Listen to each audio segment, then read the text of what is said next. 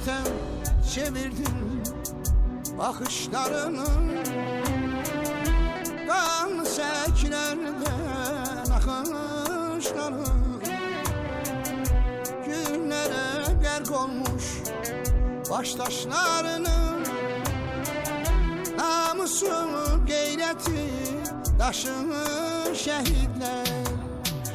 Nifrete çevrildi bakışlarınız, kanlı seklerden akışlarınız, güllere gark olmuş baştaşlarınız.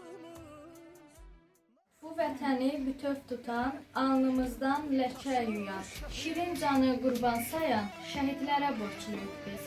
Solup o günden beri gözümüzün sırrısı, yetti senin önünde kendimizi. Mərdliyin, igidliyin, şəhadətin mübarək. Dedilər şəhid olur, mübariz tərk olardır. Deynəcə döşünlər, sağalmaz yaralar. Ürəyi paramparça, necə döşünlər.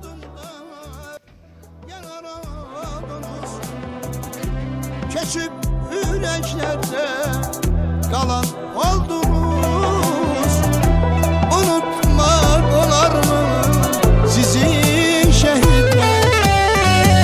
Dünyanın heyrette sana oldunuz, azadlık odunda yalan oldunuz.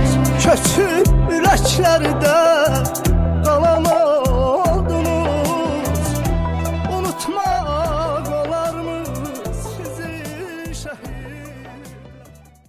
Allah şəhidlərimizə rəhmət eləsin.